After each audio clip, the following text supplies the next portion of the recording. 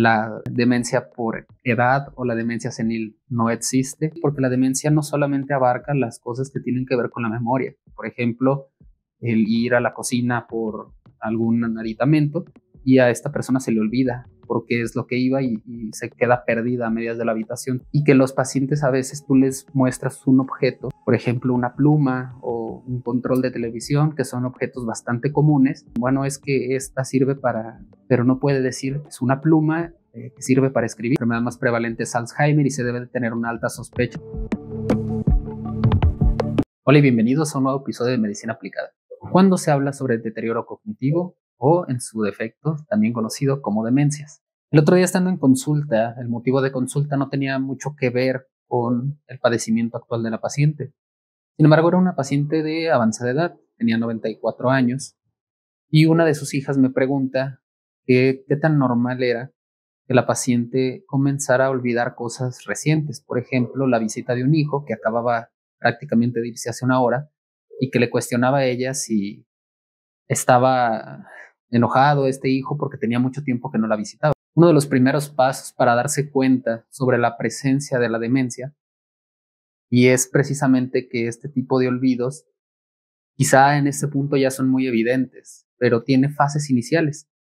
Una de las formas más sencillas para comenzar a diagnosticarlo es precisamente el relato de alguien que convive con esta persona y que empieza a notar que la paciente, o en este caso su madre, comenzó a comportarse de forma distinta. Empieza a notar que de repente olvida ciertas cosas que eran comunes para ella. Hay gente que es muy ordenada y que de repente empieza a ser un poco más desordenado, empieza a perder un poco más el cuidado personal,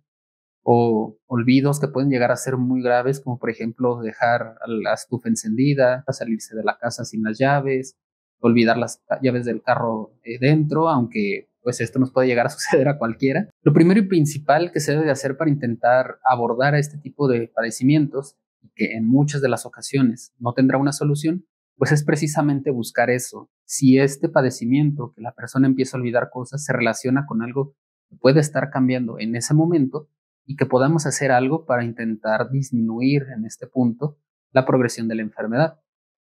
Es por eso que lo primero que hay que descartar en este tipo de pacientes es sobre las causas agudas, que quiere decir que son esas de forma inmediata que se presentan, como algún tipo de infección, sobre todo la infección del tracto urinario, que pudiera ser una de las causas en que pueden afectar, produciendo síntomas muy inespecíficos como insomnio o somnolencia diurna. Van relacionados porque no descansa durante la noche y comienza a compensar durante el día. O esta sensación de olvidos y de comportamientos anormales, que a veces se acompañan de otros síntomas que nos ayudan a llegar más fácil al diagnóstico, como por ejemplo síntomas irritativos de la vía urinaria, que son la sensación de ardor al orinar, como esa sensación de siempre tener ganas de ir al baño, o en su defecto que no termina de vaciarse la vejiga. Esos son síntomas irritativos y que sugieren que pueda haber una infección de la orina,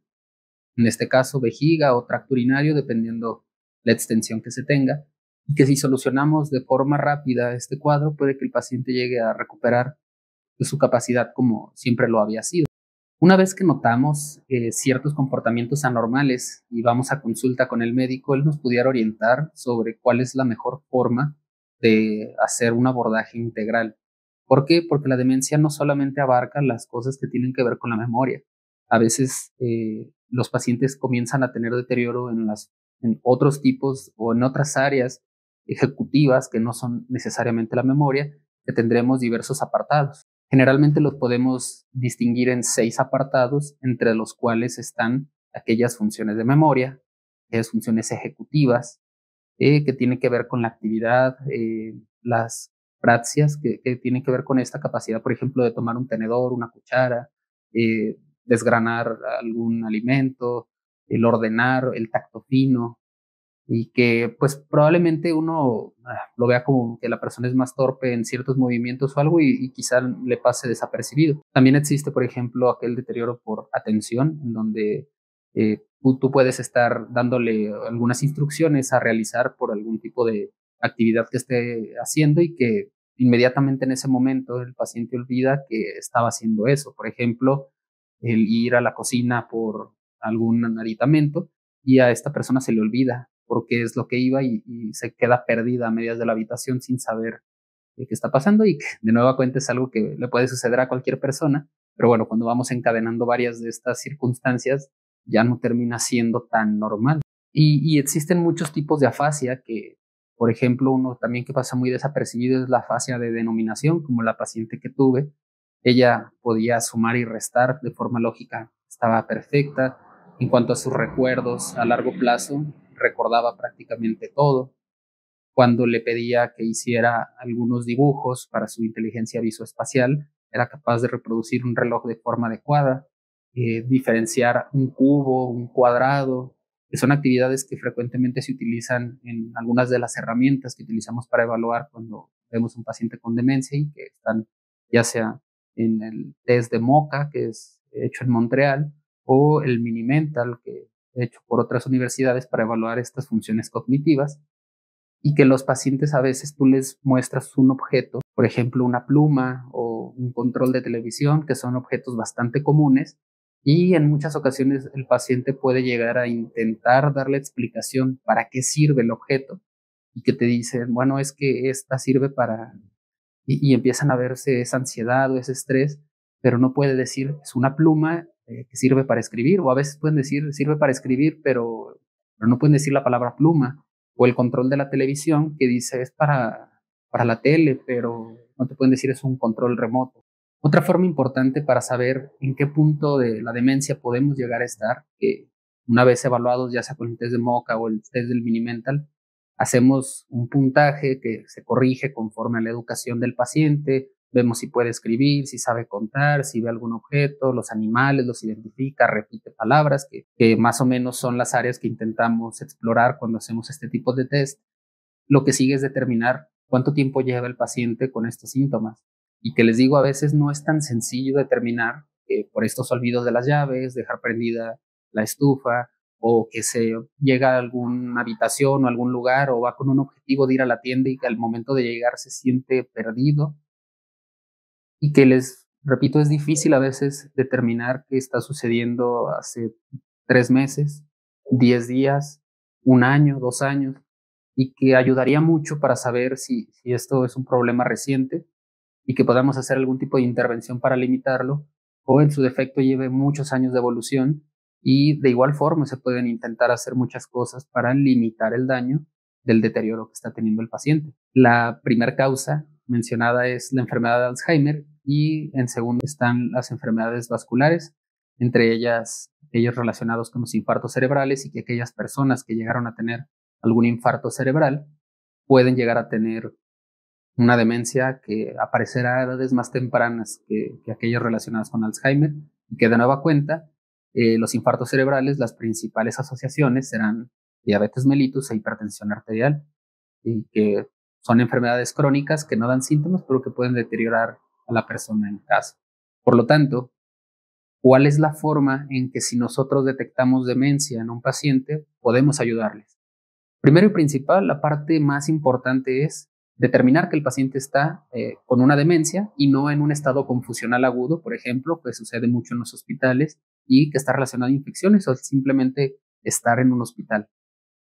La primera intervención que se debe de hacer es intentar orientar al paciente y que ayuda mucho tenerles un calendario para que ellos empiecen a identificar el día, el mes, la hora en la que están. Este calendario acompañado de un reloj, actividades o fechas importantes que le sean recordadas al paciente, que tenga una adecuada iluminación para que sepa identificar entre luz y la noche, que se intenta hacer en los hospitales, pero idealmente en el entorno de la persona deberían de estar disponibles, y que cuartos muy oscuros o que dependen de luz artificial durante las 24 horas hace difícil que el paciente pueda estar orientado. No en todos los países se puede realizar esto, ya que hay algunos países que tienen muchos días nublados o la mayoría de ellos nublados y algunos cuantos días de sol, pero ayudaría de igual forma el tener algún tipo de iluminación. Recordar o estimular ciertos recuerdos de los pacientes, que son los que más tardan en alterarse.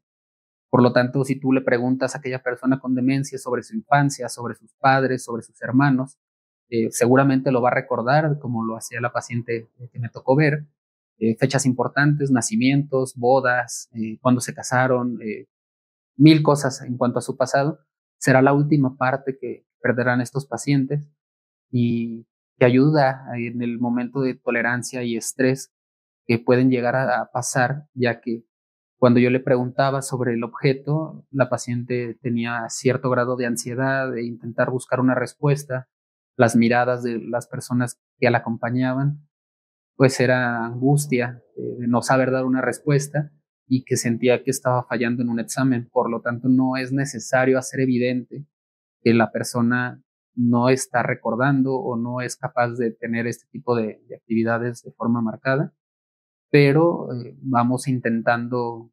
como dar ese sostén y darle esa tranquilidad de que es completamente funcional, buscar el interés,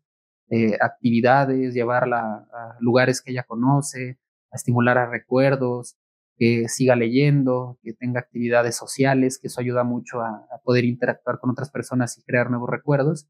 y que algunos pacientes con enfermedad de Alzheimer se pueden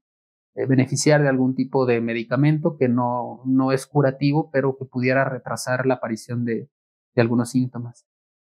Y bueno, en general es como una reflexión rápida de lo que es esto, dejar en claro que la demencia por edad o la demencia senil no existe, que la enfermedad más prevalente es Alzheimer y se debe de tener una alta sospecha, sobre todo en los pacientes con características que mencionamos, que es importante que acudan al médico para que pudieran dar un tratamiento que detenga este deterioro y que nosotros como familia o como entorno social podemos ayudar a que la progresión sea más lenta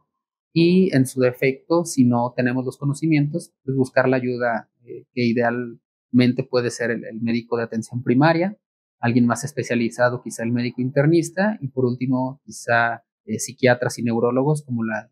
personas más capacitadas en tratar este tipo de padecimientos y que les pudieran orientar a ustedes como familia. Espero que les haya gustado y que les ayude mucho en su día a día y que puedan ayudar a quienes padecen este tipo de enfermedades.